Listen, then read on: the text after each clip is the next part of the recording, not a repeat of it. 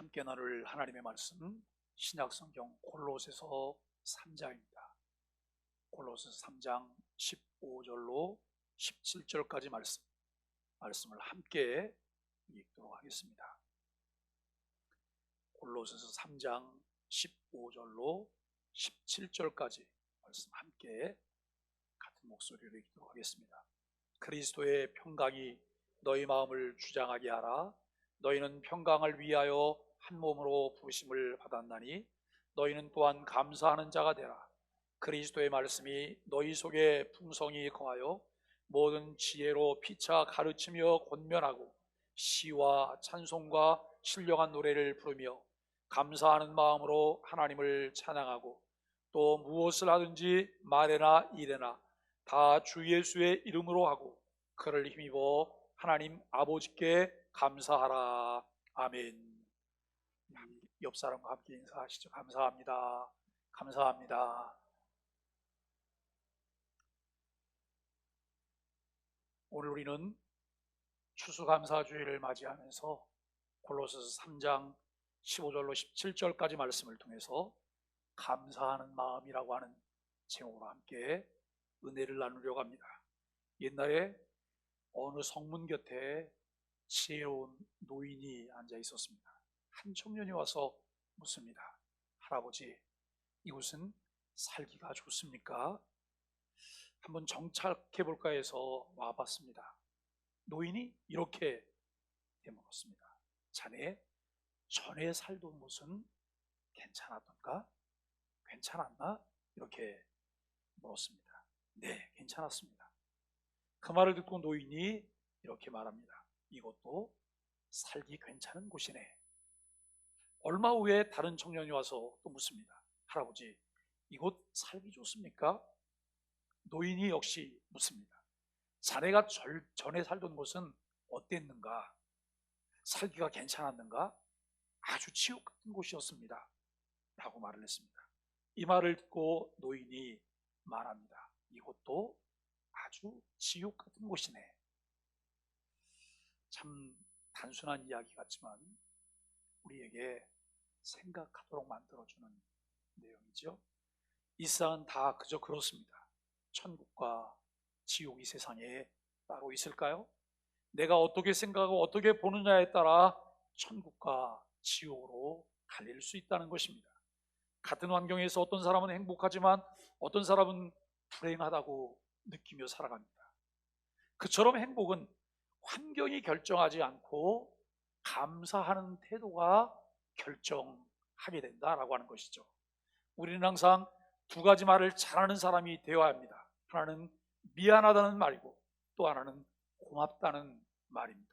그동안 내가 잘못해줘서 미안하다.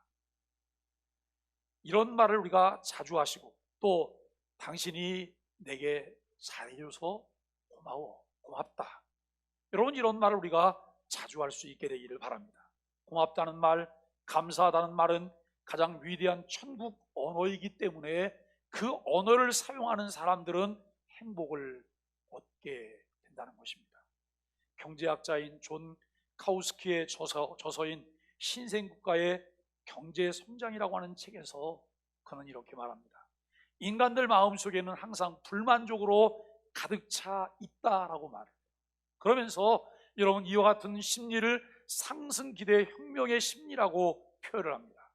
사람들은 그들의 경제생활이 과거에 비하면 발목할 만한 성장을 했음에도 항상 만족하지 못하고 불평, 불만을 토로한다는 것입니다. 전반적인 삶의 질이 나아졌는데도 다른 사람과 비교하며 자신이 부족하다고 느끼는 상대적 빈곤 때문인 것을 알게 됩니다. 절대적 빈곤으로부터는 벗어났지만 상대적 빈곤은 비교하는 한 불만이 계속 남아 있다는 것입니다. 현대 시대를 더의 시대라고 말합니다. 더 많은 돈, 더 많은 집, 더 좋은 차, 더 큰 행복을 쫓아가고 있습니다. 그래서 사람들은 가지고 있는 것으로 만족하지 못하고 더를 노래하고 있습니다. 그러므로 주님께서 말씀하시기를 삼가 탐심을 물리치라. 사람의 생명이 소유의 넉넉한 데 있지 아니하느니라 라고 말을 합니다. 여러분, 우리가 이런 거를 한번 생각해 보실까요? 요즘은 너도나도 다 맞벌이를 해요. 맞벌이. 왜 맞벌이를 할까요? 맞벌이를 안 하면 밥을 굶게 돼서 맞벌이를 하게 될까요? 아니에요. 삶의 질을 자꾸 생각하는 거예요. 더 나은 삶, 더 나은 삶. 더 나은 삶을 위해서 우리가 맞벌이를 자꾸 하다 보니까 각기 고유의 주어진, 이 남녀에게 주어진 고유의 역할들이 있는데 그 고유의 역할들이 없어져 버렸어요. 그런데 우리가 맞벌이를 통해서 부를 가져올 수는 있게 됐어요. 그런데 상대적으로 놓쳐버린 것들이 많아요. 돈으로는 계산할 수 없는 정말 가치 있는 것들을 놓쳐버리는 그런 생활들을 하게 된다라고 하는 것을 생각해요. 얼마나 가지면, 얼마나 벌면 이 정도면 넉넉해, 이 정도면 충분해, 그리고 이제는 이것을 내가 다른 데로 좀 흘려보내야지. 어제 어느 목사님과 교인한 사람이 이런 대화를 하더라고요. 목사님, 비대면 예배를 드리지만 감사해요. 그리고 아내가 아주 정성껏 헌금을 보내고 있어요. 그러면서 이분이 뭐라고 말하냐면, 그런데 반 이상이 제가 정성을 모은 것만 목사님 알고 계세요. 근데 그 말은 꼭 안 해도 될 건데 굳이 그거를 밝히는 이유는 좀 밝히고 싶었던 것 같죠. 그랬더니 저는 그 남자분이 뭘 하는 분인지 잘 몰랐어요. 그랬더니 이 목사님이 그 다음에 뭐라고 말하냐면, 변호사님이 애를 쓰는 거 잘 알고 있습니다. 변호사님이 애를 쓰는 거 잘 알고 있습니다. 변호사님께서 헌금하는 헌금이 헛되이 아무데나 쓰이지 않고 잘 흘러갈 수 있도록 교회가 관리를 잘 하겠습니다. 그랬더니 그분이 이렇게 말을 해요. 목사님, 저는 어디다 쓰는 데는 관심이 없어요. 그건 담당하시는 분들이 잘 하시리라고 믿고, 다만 저는 제가 해야 될 도리만 하는 거예요. 짧은 그 대화를 이렇게 보면서 마음에 훈훈함이 있더라고요. 그 물질을 관리하고 맡은 교회는 그것을 제대로 잘 쓰려고, 우리만을 쓰는 것이 아니라 흘러가게 하려고 하는 노력을 하고 있고, 또 그 일의 마음을 가지고 참여하는 분들은 믿고 신뢰하며 참여하고 있다고 하는 이런 부분들이 참 소중하다라고 하는 생각을 해보게 돼요. 여러분, 얼마나 내가 가지면 이제 넉넉하지, 이제는 내가 좀 또 다른 차원의 일들을 통해서 사람들과 삶을 나누는 일을 해야 되겠어, 이런 마음을 가질 수 있을까요? 가져도 목마름이 계속돼서 정말 마음의 여유도 없이 우리가 계속 가져야만 된다면 여러분 어떨까요? 제가 이런 생각을 할 때마다 과거에 들었던 이야기가 생각이 나요. 여러분, 미국을 이제 신대륙을 발견하고 나서 처음에 그 땅 주인이 누구예요? 땅 주인이 없잖아요. 사람들이 가서 여러분 자기 구역을 줄을 치는 거예요. 말뚝을 받고 줄을 치고, 말뚝을 받고 줄을 치고. 그냥 가서 받고 줄만 치면 다 내 거가 되니까 이 사람들 마음 가운데 그냥 한없이 그거만 하는 거예요. 가서 이렇게 돌아와야 되잖아요. 돌아와서 동그랗게 만들어 놔야지, 뭐 네모를 만들든지 그래야 내게 될 텐데 계속 줄만 치는 거예요. 그러다가 탈진해 죽었대요. 여러분, 이게 도대체 뭐예요? 그런데 이 이야기가 남의 얘기가 아니에요. 우리는 경우는 다르지만 우리들의 삶에도 유사한 그런 모습들이 계속되고 있다라고 하는 것을 생각해봐요. 여기 삼가 탐심을 물리치라, 사람의 생명이 소유의 넉넉한 데 있지 아니하느니라 라고 하신 말씀을 기억해 봅니다. 사도 바울도 있는 것으로 만족할 줄 아는 자족하는 마음을 가지라고 당부해요. 그러면 신학자인 폴 필리는 감사하는 생활은 그것 자체가 벌써 축복이다라고 말을 했습니다.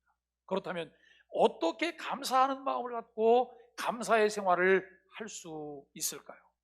본문 말씀은 바로 감사할 수 있는 마음을 갖게 하는 방법을 우리에게 알려주고 있습니다. 보면 15절 하반절에 너희는 감사하는 자가 되라. 여러분, 우리가 지금 설교를 듣고 앉아서도 우리 마음 가운데는 무엇으로 여러분 용암이 들끓는 것처럼 끓어야 되냐면 주여 감사합니다가 들끓어야 되는 거예요. 그렇잖아요. 주여 감사합니다, 주여 감사합니다 이러면서 우리가 하나님 말씀을 함께 대하고 나누는 이런 것이 필요하죠. 16절 하반절에도 감사함으로 하나님을 찬양하고 17절에 보니까 또 무엇을 하든지 말에나 일에나 다 주 예수의 이름으로 하고 그를 힘입어 하나님 아버지께 감사하라고 말씀하고 있는데요, 3번이나 감사하라는 말씀이 반복되고 있어요. 감사하는 마음을 가지려면 그리스도의 평강이 마음을 주장하게 해야 돼요. 그리스도의 평강이 마음을 주장하게 해야 돼요. 내 마음 가운데 여러분 그리스도의 평강이 아닌 사단이 주는 불안한 마음들이 내 마음을 주장하고 있다면 결코 우리는 편안할 수도 감사할 수도 없어요. 본문 15절에 그리스도의 평강이 너희 마음을 주장하게 하라라고 말씀하고 있는데, 마음은 인격의 좌소고 삶의 뿌리이기도 하고 생명의 근원입니다. 잠언 4장 23절 말씀에 보면 모든 지킬 만한 것 중에 더욱 내 마음을 지키라 그래요. 모든 지킬 만한 것 중에 더욱 내 마음을 지키라. 마음 먹기 여호와에 따라 그의 삶이 감사의 동산이 될 수도 있고 불평 불만의 시궁창이 될 수도 있습니다. 데모크리토스는 말하기를 행복과 불행은 모두 마음에 달려있다라고 말을 해요. 그 마음의 주인이 누가 되느냐에 따라 결과는 엄청난 차이가 있을 수 있습니다. 인성이 잘 다듬어주고 훈련이 된 분은 좀 더 잘 다스릴 수 있어서 비교적 안정감을 가질 수 있을 것입니다. 그러나 우리의 마음, 감정은 기복이 있기 때문에 우리 자신도 자신의 감정, 마음을 신뢰할 수가 없습니다. 오늘 본문은 그리스도의 평강이 우리 마음의 주인이 되게 하라고 말씀하고 있습니다. 여러분, 필립스 성경이라고 하는 번역 성경이 있는데요, 그 필립스 성경이 오늘 본문을 이렇게 번역하고 있습니다. 결정을 내릴 때 언제나 그리스도의 평화를 지키십시오. 여러분은 한 몸으로 부름을 받았기 때문입니다. 그리고 늘 감사하십시오. 그리스도의 풍성한 가르침을 마음에 새기십시오. 서로 슬기롭게 가르치고 권면하십시오. 시편과 찬송, 찬양으로 하나님을 기쁘게 찬양하십시오. 여러분이 말이나 행동으로 어떤 일을 하든 주 예수의 이름으로 하고 그분을 통해 아버지 하나님께 감사하십시오. 언제나 그리스도의 평강이 우리의 마음과 생각을 지켜줄 수 있을 때 범사에 감사하는 마음을 가질 수가 있습니다.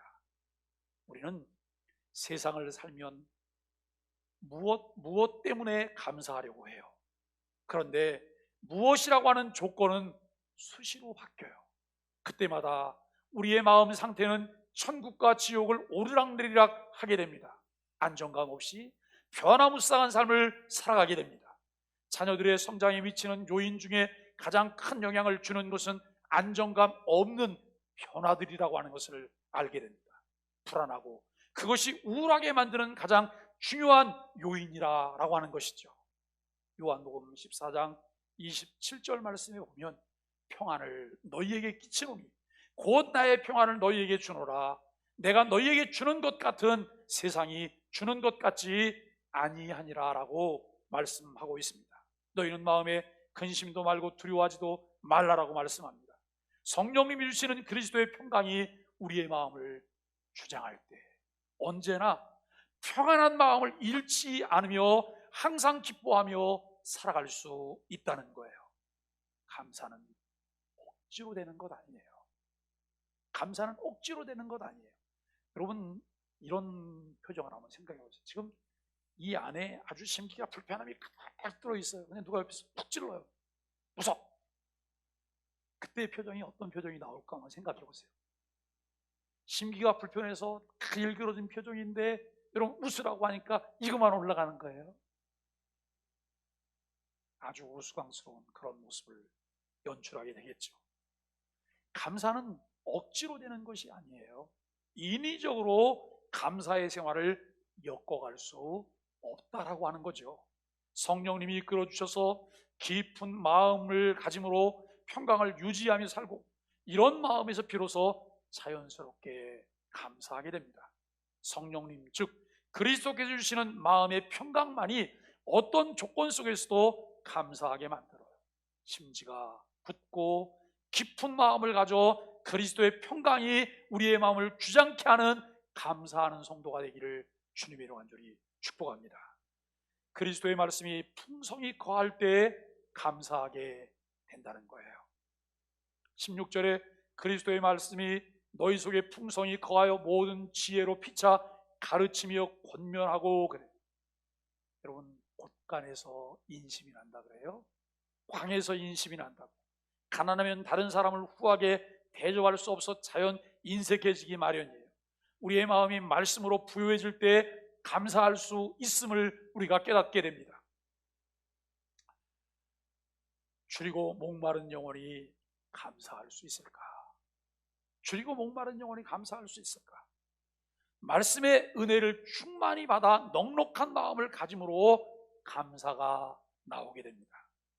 아모스 8장 11절 말씀에 보면 주 여호와께서 가라사대 보라 날이 이를지라 내가 기근을 땅에 보내리니 양식이 없어 주림이 아니며 물이 없어 가람이 아니요 여호와의 말씀을 듣지 못한 기갈이라 라고 말씀하고 있습니다. 우리 주변을 한번 살펴보세요. 전보다 가진 것이 많아졌는데 왜 사람들이 감사와 만족이 없고 불평과 불안하게 살아갈까요?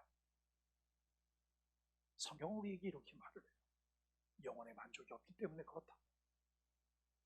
영혼의 만족함이 없기 때문에 그렇다고 우리에게 말하고 있어요. 늘 목마름에 갈증을 느끼며 살아가요. 일찍이 아모스 선지자는 말했습니다. 말세가 되면 땅에 기근을 보내리니 양식이 없어 주림을 당하는 것이 아니요 마실 물이 없어 가람을 당하는 것이 아니라 여호와의 말씀을 듣지 못하여 갈증을 느끼며 살게 된다고 말했습니다. 성경이 없을까요? 설교를 들을 수 없을까요? 넘쳐나고 있어요. 홍수시대에 우리가 살고 있어요. 교회 생활을 하며 우리는 엄청난 훈련 프로그램들을 거치며 소화했어요. 하나님 말씀을 듣기 위해 마음을 여셔야 합니다. 귀를 여시고 마음에 단마음으로 말씀을 받아들이셔야 한다라고 하는 것입니다. 내가 듣고 싶은 말씀이 아니라 성경이 하나님께서 들려주시려는 말씀에 아멘 하셔야 합니다. 여러분, 설교 시간은 전쟁이에요. 무슨 전쟁이냐면 설교자가 하고 싶은 이야기를 들려주고 싶은 거예요. 그런데 설교를 듣는 사람은 내가 듣고 싶은 설교를 듣고 싶은 거예요. 이게 전쟁이에요. 그런데 이거는 팽팽해서 답이 없어요. 완전히 뒤집어 엎어야지만 답이 있어요. 왜요? 주께서 들려주시기를 원하시는 말씀을 듣고자 할 때, 주께서 들려주시기를 원하시는 말씀을 전하고자 할 때 거기에 답이 있는 거예요. 우리가 그 마음이 돼야 해요. 하나님 말씀이기 때문에 아멘 하는 거예요. 내 마음에 들기 때문에 아멘이 아니에요. 주의 말씀이기 때문에 우리가 아멘 할 수 있어야 된다는 거예요. 그런데 많은 사람들이 내가 듣고 싶은, 그래서 여러분 신앙생활하면서 가장 수준이 낮은 신앙이 어떤 거냐면 위로받으려고 하는 신앙인 거예요. 위로받으려고 하는, 모든 것이 내게 맞춰져서 다 위로가 되는. 그런데 성경은 위로받는 데만 머물러 있지 말라고 말해요. 이제는 일어나 걸으라고요. 그리고 다른 사람을 위로하라고요. 그렇지 않아요? 내게 주시는 말씀. 그런데 늘 우리는 내가 위로받기만을 언제까지요? 언제까지요? 교회를 움직여가는 사람들은 10%에서 20%라고 말해요. 그렇다면 여러분 80%, 90%는 교회 외곽에 있는 사람들이잖아요. 왜 외곽에 있을까요? 늘 나 중심이기 때문에. 늘 나 중심이기 때문에 그래요. 사랑하는 여러분, 거기서 우리가 깨서 나오셔야 돼요. 깨서 나오셔야만 우리가 다른 사람과 삶을 나눌 수가 있습니다. 성경은 우리에게 분명히 말씀하고 있습니다. 필립스 성경 요한계시록 1장 3절은 이렇게 번역합니다. 이 예언을 낭독하는 이는 복되며 낭독을 듣고 메시지에 주의를 기울이는 이도 복됩니다. 때가 가까웠기 때문입니다 라고 하는 거예요. 어떤 분들은 이렇게 말씀하세요. 설교자는 설교를 하기 위해서 본문이 말하려고 하는 것이 무엇일까를 찾아요. 그리고 왜 그 단어들이 선택되었을까? 이 단어는 어떤 때 사용을 했을까? 이런 것들을 찾는 거예요. 그러면서 그 본문이 주려고 하는 의미들을 온전히 전하려고 하는 마음을 가지고 있어요. 그런데 꽤 많은 사람들이 뭐라고 말하냐면 목사님이 해석한 거잖아요. 목사님이 해석한 거잖아. 이렇게 생각하는 한 은혜는 1도 받기가 어려워요. 1도. 그분은 설교를 들으시면 안 돼요. 뭘 하셔야 될까요? 매일 성경만 읽으셔야 되는 거예요. 그런데 성경만 읽으셔야 되는데 거기에 또 다른 문제가 있어요. 성경을 읽는데 아전인수격으로 내가 해석해. 사사로이 성경을 내가 풀게 된단 말이에요. 그렇다면 성경이 말하고 있는 대로 가는 게 아니고 나는 곁길로 가면서 나는 성경대로 간다고 말해요. 이게 사실 가장 무서운 거예요. 어떻게 하면 우리가 하나님 말씀이 하나님 말씀으로 우리 귀에 들려질까? 순전한 하나님 말씀으로 들려질까? 예수님께서 엠마오로 향하는 제자와 함께 있었지만 그들은 그가 예수님인지 알지 못했어요. 예수님께서 그들에게 말씀을 풀어주실 때 마음이 뜨거워졌어요. 마음이 뜨거워졌어요. 사랑하는 여러분, 우리는 하나님 말씀이 마음판에 새겨지도록 해야 합니다. 고린도후서 3장에서 바울은 성도를 가리켜 그리스도의 편지라고 말을 해요. 우리가 그리스도의 편지가 되려면 육의 신비 즉 마음에 글을 써 놓아야지만 그것을 전할 수가 있어요. 우리는 매일 아침 소망의 아침 묵상을 10분 동안 나누고 있습니다.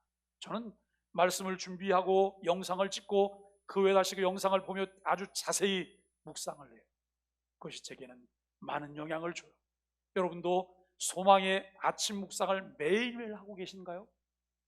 제가 요즘 제 묵상에 누가 싫어요를 누르는 사람 몇 사람 생겼어요. 그래서 이게 누가 누르는 걸 알아볼 수 있는 방법이 있을까 하고 알아볼 수 있는 방법이 있더라고요. 그리고 어떤 사람들이 여기에 들어오는지도 데이터가 나오는 게 있어서 그 데이터를 이렇게 봐요. 그런데 우리 그 묵상을 보는 건 남자들보다는 여자들 수가 압도적으로 많고 40대에서 50대가 주예요.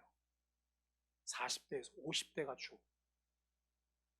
제가 이걸 보면서 그리고 또 하나 특징은 뭐냐면 이게 이제 10분짜리면 몇 분 정도쯤 보고 있나 평균 끝까지 다 보는 분들이 그다지 많지 않은 것 같다는 거예요.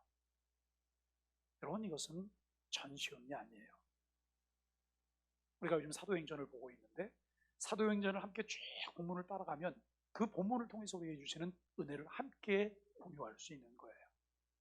우리가 각기 다른 곳에 있지만 같은 말씀을 통해서 우리가 같은 정서를 나눌 수 있는 것, 이것만큼 교회가 마음을 하나로 모을 수 있는 것이 없어요.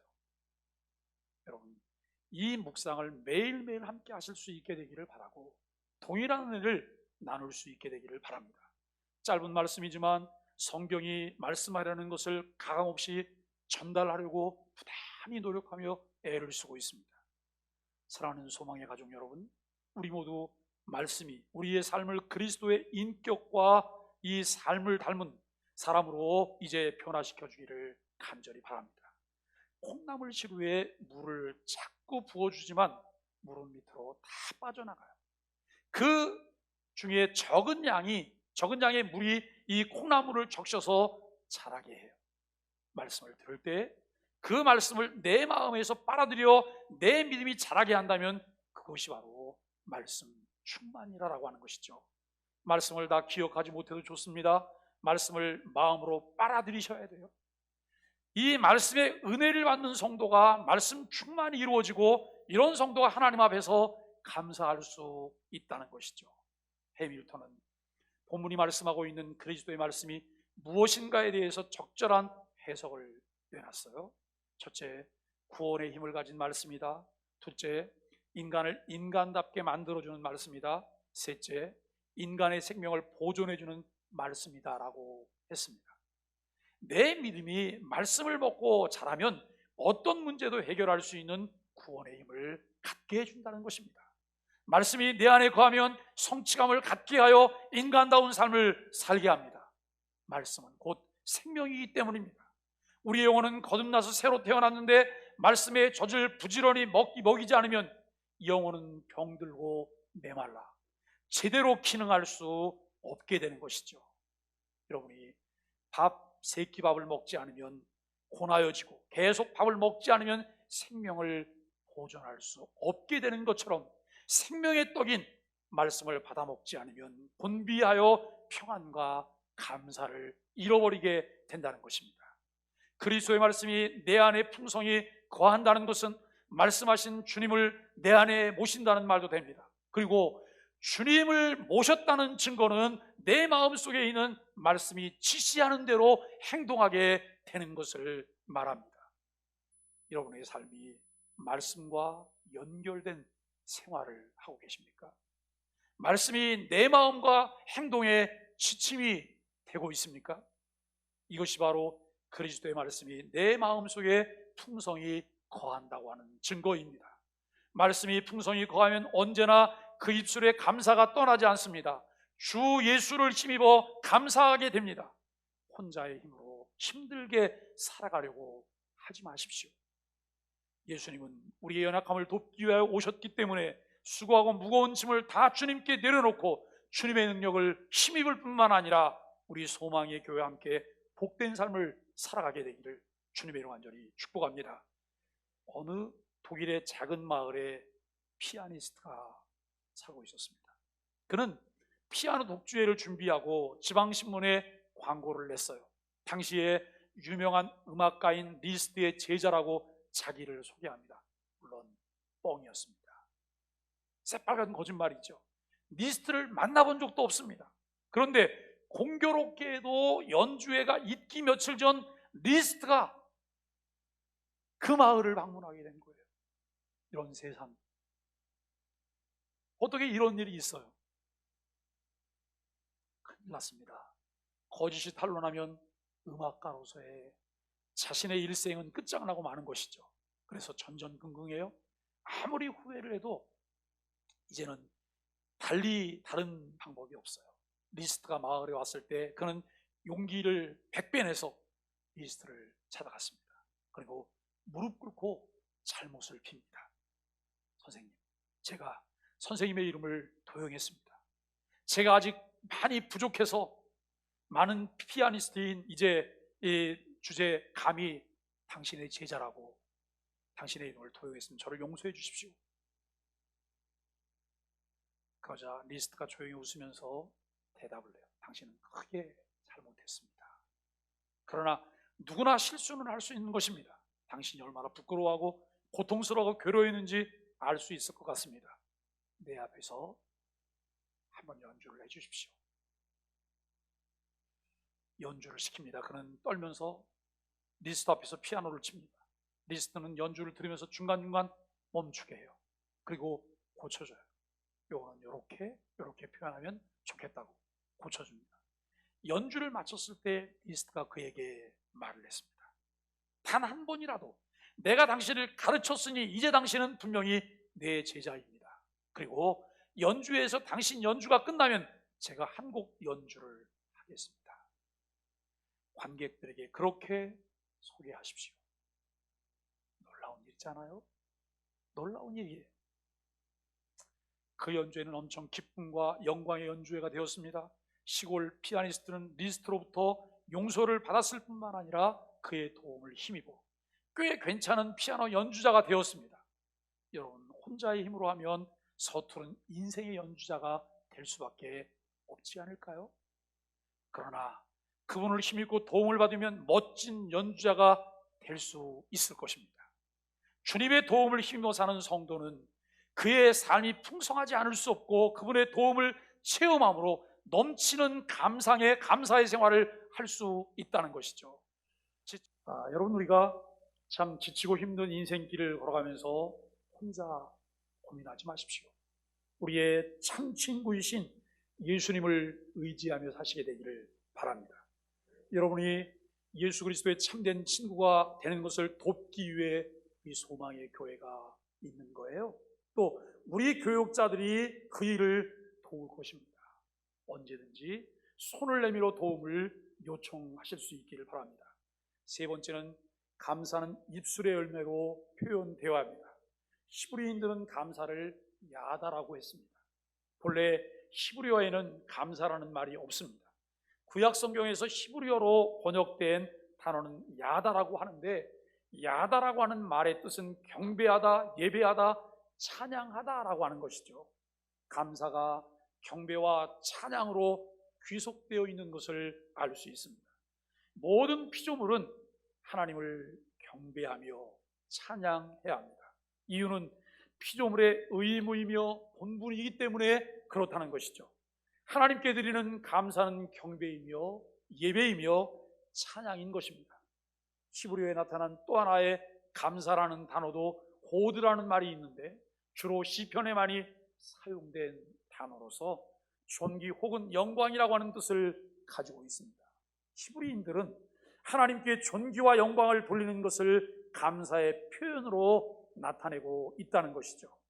오늘 본문 16절 중반절에 보면 시와 찬미와 신령한 노래를 부르며 감사한 마음에 감사함으로 하나님을 찬양하라라고 말하고 있습니다. 예배가 무엇일까요? 하나님께서 우리에게 베풀어 주신 은혜를 기억하면서 감사하는 마음으로 죄를 고백하고 찬송하고 또 기도하고 말씀을 듣는 것, 하나님을 경배하는 것이 예배입니다. 그러므로 예배는 시종일관 감사하는 마음으로 드려야 하는 것이죠. 만일 감사하는 마음이 결여된 예배라고 하면 그것은 형식적인 예배에 불과하고 진정한 예배라고 할 수 없을 것입니다. 오늘 드리는 이 예배가 하나님께 영광을 돌리며 감사가 넘치는 복된 시간이 되기를 예수님 이름으로 간절히 축복합니다. 시편 103편에 보면 다윗의 감사가 나옵니다. 그는 하나님이 주신 은혜에 너무나 감사하여 여호와를 찬송하고 축복합니다. 내 영혼아 여호와를 송축하라. 내 속에 있는 것들아 다 그 성호를 송축하라. 내 영혼아 여호와를 송축하며 그 모든 은택을 잊지 말지어다. 저가 내 모든 죄악을 사하시며 내 모든 병을 고치시며 내 생명을 파멸해서 구속하시고 인자와 궁율로 관을 씌우시며 좋은 것으로 내 소원을 만족해 하사 내 청춘으로 독수리같이 새롭게 하시는도다.